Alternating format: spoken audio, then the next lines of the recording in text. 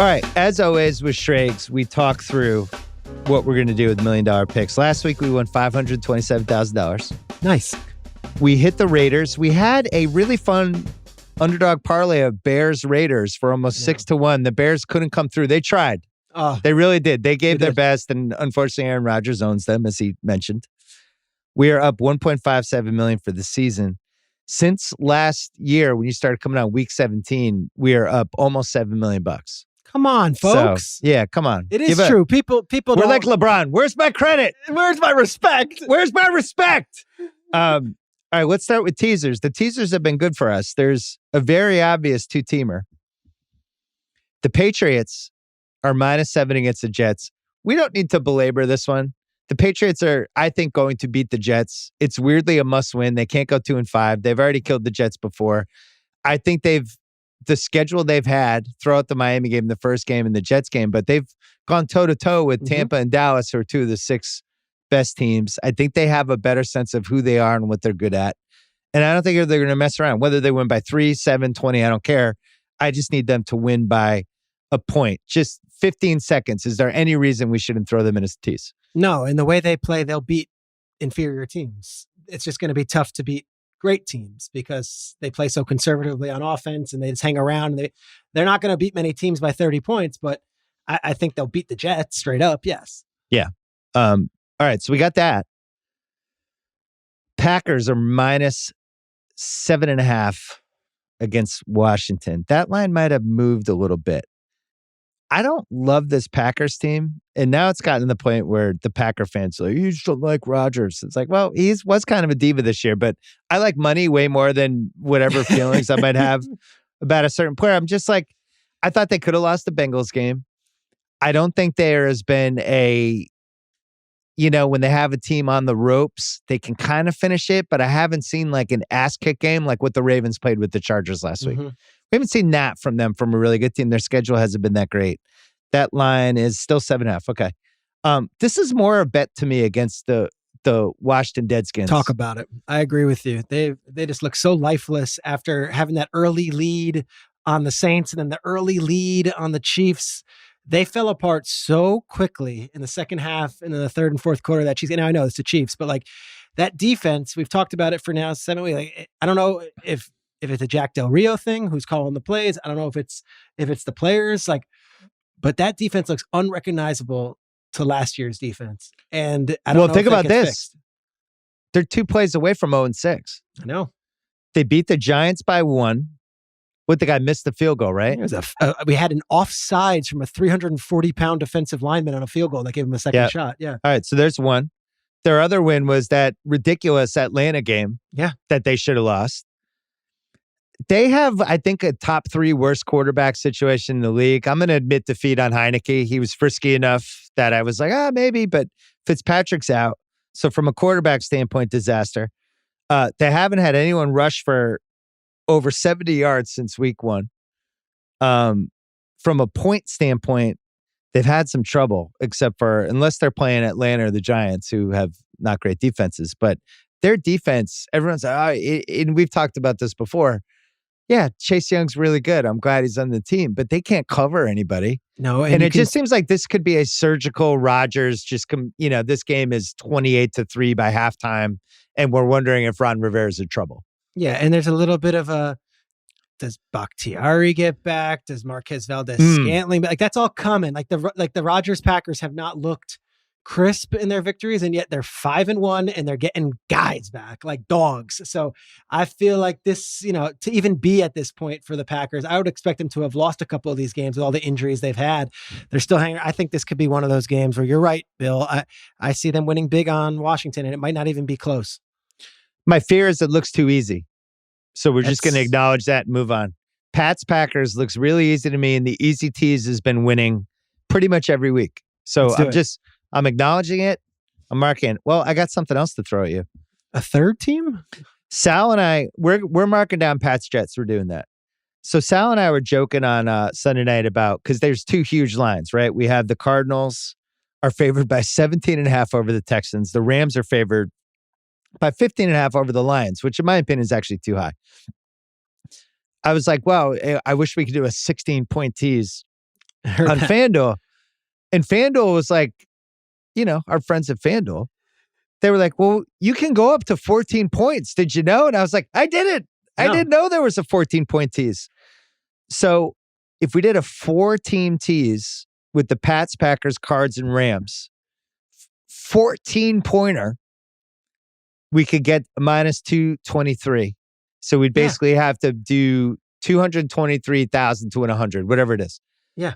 We would move the Pats to +7, Packers to +6.5, Cards to -3.5, and then Rams to -1.5. All of them would have to cover and win. We could also throw the Chiefs in. Ooh. They're -4.5. We could throw them in. Now we're getting +9.5 with the Chiefs, and we're getting better odds. Now we're getting -177, so our odds drop. Those are the only 5 I could see. I didn't know if we want to take a flyer on this just for fun. It's fun. And I know, listen, you love fun gambling. People will be rooting against us, which is always fun too. Cardinals 3.5 still seems like that's not like, I think they'll win. Do you feel good that they'll beat the Texans by at least 4? I would hate for that to be for the Cardinals win by a field goal and us lose on that. You know what I mean? It's in Arizona. We still don't have Taylor, right? Tyrod's not playing this week? No. Has he been attacked by the Chargers doctor again or no? If he's going to play, we'll get the Chargers doctor to go after him.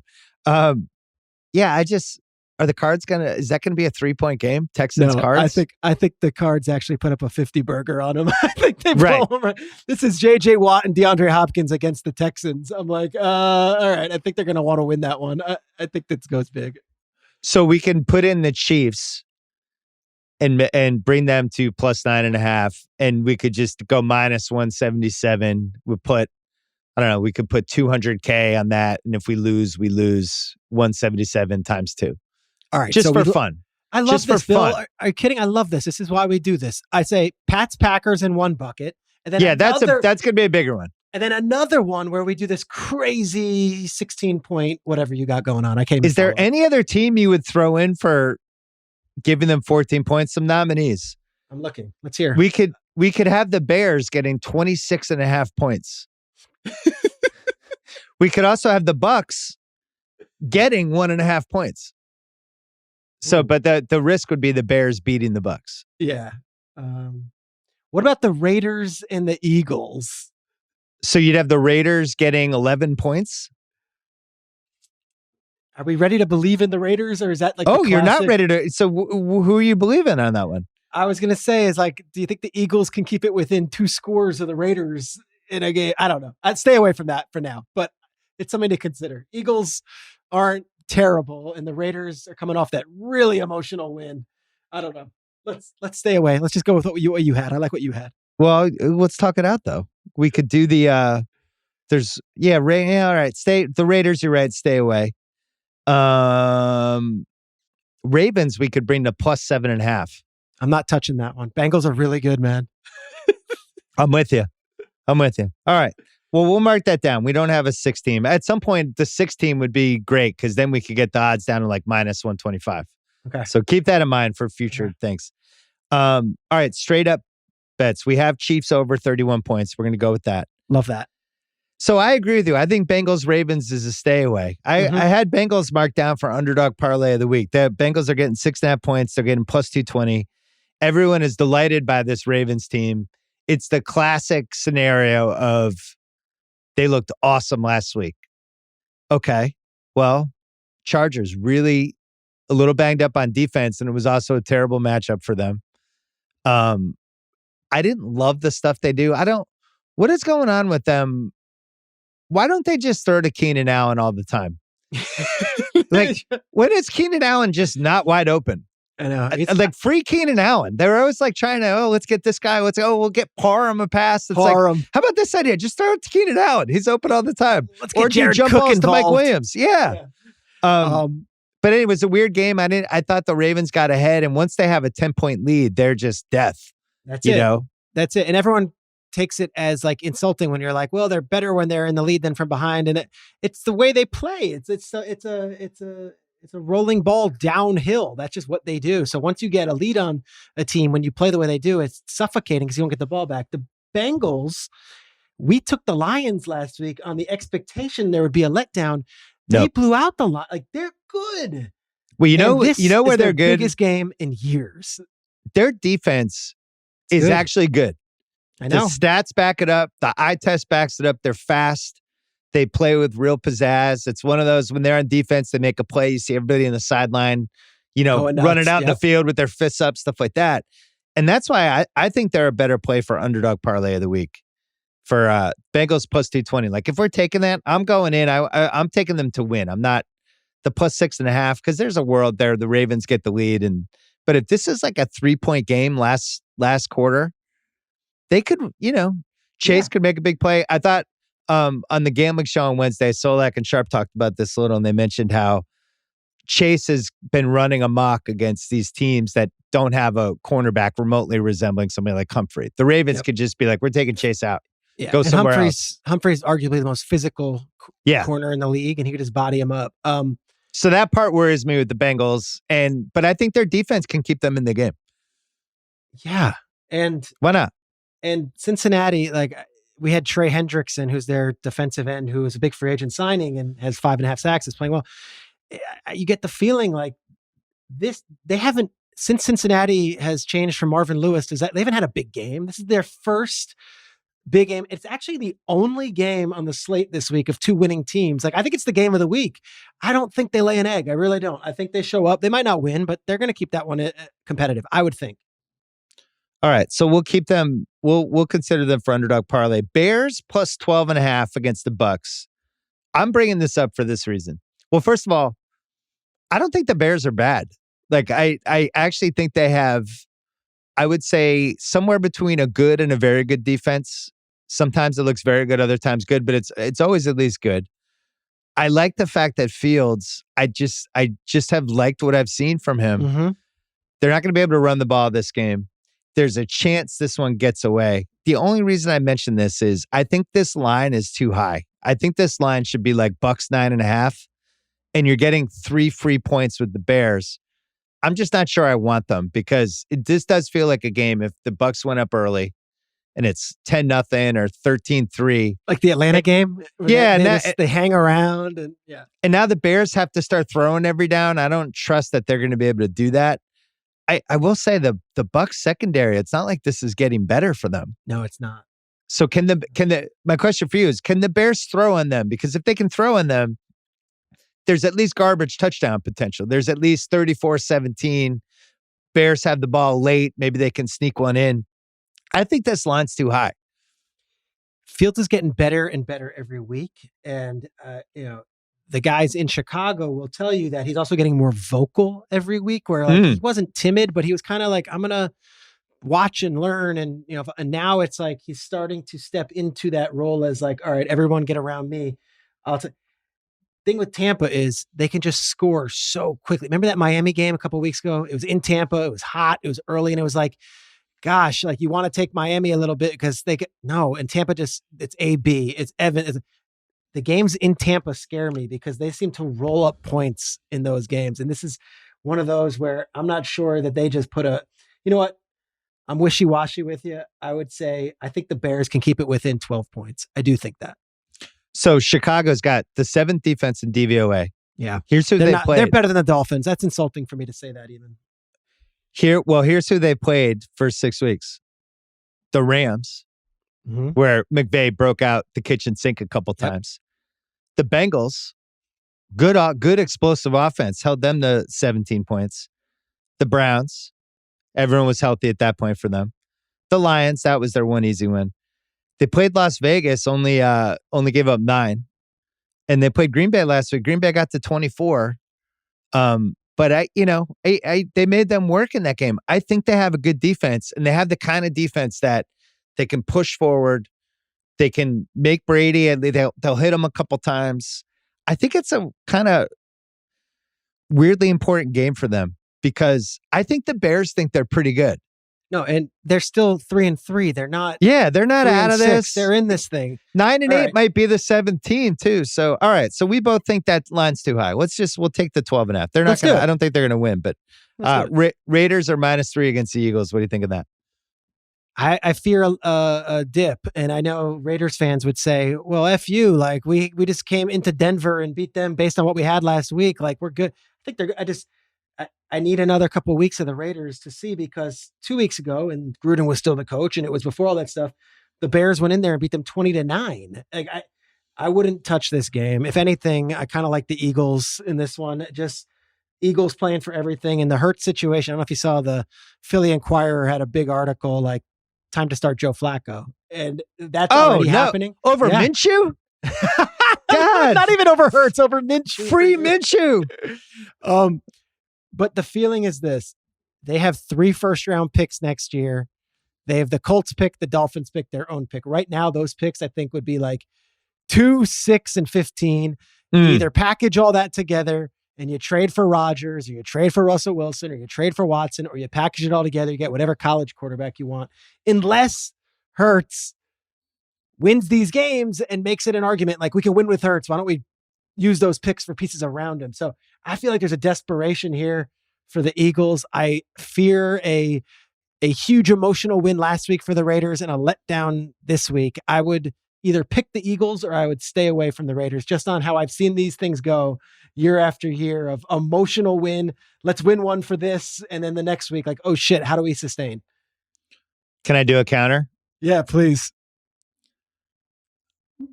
Do the Eagles care about this season? Because you just laid out the case, and Ben Solak did too when he was on here the other day, where it's like, they're playing $35 million less in cap space than everyone else. This was supposed to be a borderline tank season. They're obviously playing Hurts, even though he's not their best QB, and just kind of seeing, is there something here or is there not? I don't think Flacco's the best QB. I think Minshew is. I would die on that hill. And I read some Raiders stuff that was pretty insightful. Like, Josh Jacobs had a coach. Who's the new coach? Who's the interim coach guy? What's his name? Rich Bisaccia. And he was like, look, there's just a calmness on the sidelines that I think really helped us. And instead of just having somebody screaming at you, like, we just went about our business. I was like, oh, that's like a tangible thing. Like, they didn't like Gruden. And that was what we were hoping for when we took the Raiders last week. It was like, maybe Gruden's completely overrated. Maybe they didn't like him. Well, it's clear from the stuff that's come out, they didn't really like him. So I wonder, maybe this is for real. And maybe this is kind of a fuck you tour for the Raiders. Could be. And then I'll be glad to roll with them. The word I got, and it comes from good sources, is that, like, it felt like there was not a stink, but like, when the first few days they were all freaked out and upset and angry and confused. And then once it settled in that, like, wait, he's gone. You got to realize Gruden was in every room, every position group. In the front office, he had input on every draft selection. Mayock's the GM. Gruden let his opinion heard. And sometimes scouts would put a year worth of reports together, and the draft would come around and Gruden would be like, I'm doing this. Like, well, what about the stuff where he was on a different floor than Mayock when they were doing the draft? That was like, Jesus. So you don't even have an inner circle. It's just you, and you're like the lord of the territory. And he was empowered with all that, where everything, to the way they travel, the way, like, things that should not necessarily. I was told, besides Belichick, and maybe even including Belichick, Gruden had his fingerprints in more things around this franchise. So when he leaves, the initial reaction is like, oh shit, how are we going to function without him? And what happens is, we're all professionals. And when people leave, other people step up. And yes, they stepped up on the field and played emotionally, but now it's like other coaches are like, wait a second, I can coach without looking over my shoulder. Players are like, I can make a mistake and not have to fear going to the sideline. That could be really liberating. And that could be something that carries this team throughout the season.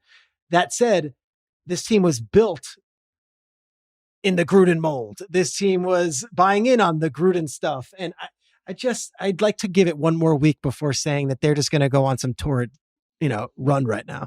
All right, we're going to stay away, and then I'm going to end up betting this on Sunday. The more I think about it. You'll do it with Hench and other text. I can't resist. That's what happened with the Vikings last week. I ended up betting the Vikings, and it was a freaking roller coaster. I couldn't do it. We didn't do it on $1 Million Picks. By Sunday, I was like, Vikings, -2. Panthers, Giants. Giants are +3 against the Panthers in Carolina. I continue to think the Panthers aren't that good. They are is Gilmore officially back this week? He's on the team. He's practicing. I'm not sure if he's going to play though yet. They're still waiting on the quad. But as of Thursday, he was in uniform practicing, wearing number 9. Right. I think it's a stay away. I just didn't know if you felt frisky at all about the Giants. The only thing about the Giants, and it wouldn't be a pro Panthers thing by any means, although Darnold looked good in that final drive finally last week. The Giants fan base is so low on this team right now. Like I came in week 1 and I'm like, there's a 9/11 tribute. The Giants have this hype. The Giants crowd is going to lift them. But like no fan base is maybe downer on their team than the Giants fans right now. They brought out the 2011 Super Bowl team at halftime last week where they were down 20 points and they were boos. And it's not because they don't love those guys. It's like, stop drenching us in this nostalgia. Like not every halftime has to be bringing out the teams from the last 2 Super Bowl championships. And they're going to be doing it again November 28th when Strahan's jersey's retired. But there's this feeling of exasperation from Giants fans. And I'm not sure if the Panthers get up 7-0 early, if it's one of those games where, and Jets fans have felt it, Giants fans have felt it time and time again, where that fan base, it goes from being annoyed to being angry, and it's no way to play a football game for a team. We had that with the Celtics in the mid-90s when the team just wasn't good anymore. And it was like the first, it was kind of shocking. They'd been good for almost 14, 15 years in a row, plus the Russell legacy and Cowens and Havlicek. All of a sudden we weren't. And when Reggie Lewis died, we didn't have even a star player.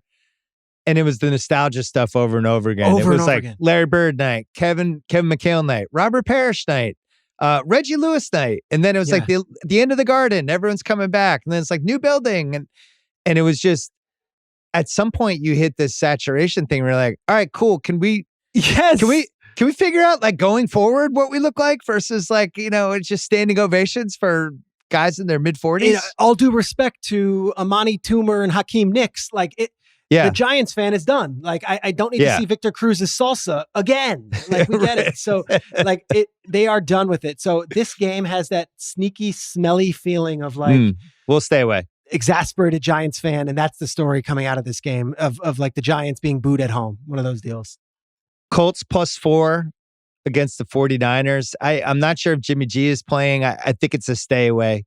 I almost feel like I even had it on the board just because we have fewer games. But to me, this is I'm going to actually watch this game carefully and figure out my feelings on each team because I haven't watched enough of each team yet. They have not really made the 4 TV wall that many times for that many minutes. And then the last one, Seahawks +5.5 against the Saints. Yeah. This is in Seattle. And we are now officially at this, and we see this happen in football every year where the team gets the respect because of the past performance stuff and the pedigree. Logo. Yeah. But now we're at the point where if they lose this game, they're now one of like the 6 or 7 worst teams in the league. And the Jets have their first round pick because of the Jamal Adams trade. Which leads me to the +5.5. It's like, they're not going to tank. They don't have a first round pick. We have to win. It's not like the Saints are that great, but you look at some of Seattle's, their defense is 32nd in yards given up.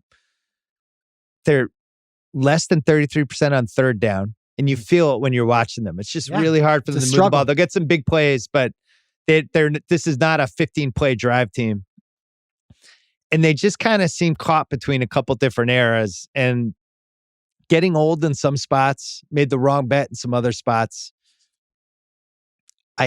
I think it's probably a stay away. I didn't know if you wanted to make a case for them. They've lost 2 games now, the Titans one and the Rams one at home, which is so odd for them before even Halloween with the 12s and all that. So now Saints come in. Your only reason is that you would say that the Saints, this is not do or die for the Saints. And for the Seahawks, it's like, this is it. You're not going 2-5 and making the playoffs in that loaded NFC. But if you have a choice to stay away, like we picked the Seahawks last week and they fought their asses off. But didn't it feel like such a struggle just to even get to overtime that when they eventually lost to the Steelers, we were like, they weren't winning this game. There was no way they were winning this game. It was really, Ben was our best asset in that pick. And that was the biggest reason we probably made it. But Ben kept us in that game just because, he's done at this point. So we should move them into the underdog parlay section, I think. Yes. Seahawks are +188. So our underdog parlays this week, Bengals +220, Colts are +172 against the Niners, and the Seahawks are +188 against the Saints. When we come back, the $1 Million Picks for week 7. Give us one let's go. I know the let's go critic was in your head. The guy, who was the guy on Twitter who said you did let's go 8 times? You have a let's go critic now. Let's go. All right, we'll be back in 1 second. All right, we talked it out. Even talked it out over the break a little bit, trying to figure out some odds. The $1 million picks for week 7. To recap, we are up $1.57 million for the season. 5 of 6 winning weeks. Our MVP has been Greg Butler, who single-handedly swung. Greg Joseph. Greg Joseph and Greg Butler. Greg Joseph is our MVP. He swung 2 games for us. And now, the $1 million picks for week 7. Give me one. Let's go. Teaser. Packers minus 7.5. Patriots minus 7. We are going to tease those two together. The Pats have to beat the Jets by 1. The Packers have to beat Washington by 1.5, putting 600. Oh, yeah. 600,000 on that one. We're not done with the Pats and Packers either, because FanDuel has 5-team teasers for minus 177, 14-point teases. We're just going to do it. We're going to give it a test drive. We're hopping in the car. Pats minus 7, Packers minus 7.5, Cards minus 17.5, Rams minus 15.5, Chiefs minus 4.5. We're teasing all of those games by 14 points. Pats plus 7. Okay. Packers plus 6.5. Cards minus 3.5. Rams minus 1.5. Chiefs plus 9.5. All of them have to cover. Minus 177. Warren Sharp is having a heart attack. There's points left off. You guys didn't do this right. No, he's so upset that we're doing this. This is such a bad idea. We're doing it anyway. and we're going to try to win $200K on that. And if we lose 354,000. So just marking that down. Okay, straight up. Got 2 bets. Chiefs. The Chiefs will score more than 31 points. Minus 116. We're going to put $200,000 on this. I like it. That's a carefree 32 bet. and up, we win. Points. 31 is a push. Okay. We think how many points do you think they'll score against the Titans? If you had to guess, 40? 42. 42. Okay. Feeling good about that. Bears. We both kind of like this Bears line. Plus 12.5 against the Bucks. We think it's too high. We think it should be minus 9. Yeah. Or minus 9.5, something like that. Instead, we're getting all these extra points. Good defense. Top 7 DVOA. We think they hang around. And we also think because of the Bucks secondary, there's some garbage time potential. Sure. For the Bears. Maybe. Little Khalil Herbert action. Yeah. Who knows? Okay. So we're putting $200K on that. Underdog parlay of the week. We're getting ambitious. We haven't won one of these since week 1. Now, there's reasons for this. The underdogs have not been winning. It's not like we're picking the wrong ones. No. We just haven't seen the underdogs. We like to concentrate on the ones between like 4 points and 8 points. The same reason we're winning all these teases every single week is why we're not winning the underdog parlays. Good point. Well said. Raiders last week we needed the Bears to cooperate. Aaron Rodgers said, you forgot I pay rent on those guys. Well, this week we're going to do a mix and match of 3 teams we like. The Bengals to win outright against the Ravens. The Colts to win outright against the Niners. And the Seahawks to save their season against the Saints. Here's what we're doing. $33K each on Bengals Colts plus 808. Okay. Bengals Seahawks plus 783. Colts Seahawks plus 684. So if 2 of those 3 win, we're golden. If they all lose, we lose 99,000. If you had asked me in August, in September, would you ever bet on a Carson Wentz, Geno Smith parlay? I would say I would stay away. But Bill, it's week 7. I'm here for it. I'm in. And I got to be honest, it's a little irrational confidence from us this week because we've been doing well. We have a 5-team tease and we have a ridiculous 3 different versions of an underdog parlay, hoping to hit 2 instead of just betting all those teams straight up. That's why you come to the $1 Million Picks. And those were the $1 Million Picks for week 7.